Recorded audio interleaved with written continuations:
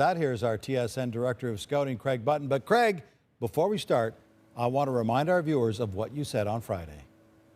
This is a team that can win the gold medal, and I think they will win the gold medal. I think they'll go undefeated in the tournament.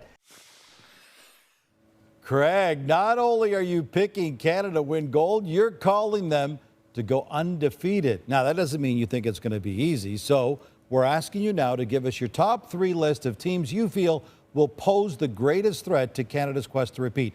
Let's begin at number 3. Well, first of all, predictions. I mean, that's on Friday. Today's Monday. We got a whole new set and landscape to deal with. But I do feel strongly about Canada. But I think at number 3 is Sweden. And despite 4 players that would have been on their team not being able to participate because of the protocols, this is still a very good Swedish team. The goaltending is outstanding.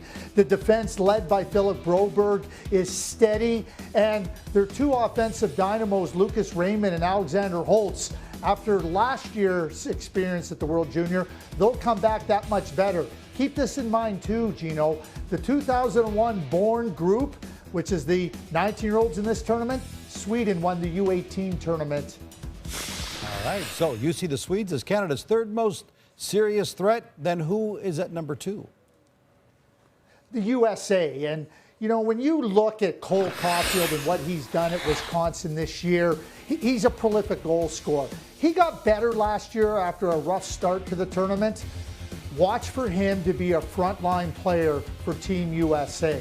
On the blue line, Ottawa's 5th overall pick, Jake Sanderson, he's going to play big minutes. He's a very, very strong player, skating, defensive, and he can get that puck into the hands of the good offensive players.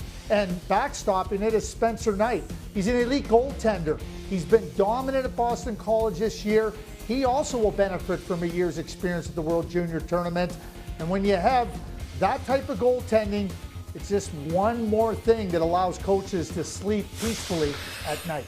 Okay, then to number 1. Who do you see as the single biggest threat to stand between Team Canada and a 2nd consecutive gold medal?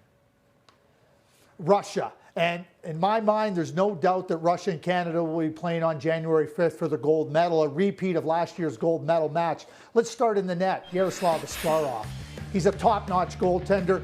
Yeah, he was average last year's World Junior. He'll come back and be a dominant force for Russia. Their blue line is outstanding. They have the ability to do so many different things in the course of their play, defensively and offensively. Danil Shaika, a player that's with Guelph in the Ontario Hockey League. Let me tell you what he's done since he played at the start of his OHL career. OHL championship with Guelph, under-17 championship with Russia, World Junior A Challenge championship with Russia, and a Hlinka Gretzky gold medal. He's going to be a certain first-round draft pick and a really strong defender. And the heart of the team, their captain, Vasily Podkolzin, Vancouver's first-round pick 2 years ago. He drives play. He makes things happen. Everything becomes better because of his effort, because of the way he initiates things. I think January 5th gold medal match between Russia and Canada could be tremendous. Awesome. So recapping, you see Russia, the U.S., and Sweden to threaten, but in the end, you're still picking Canada to be the first team to defend its gold medal since they did it back in 2009.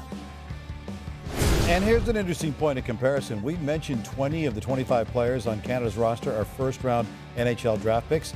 That's the same number of first-rounders that the Americans, Swedes, and Russians have on their rosters combined.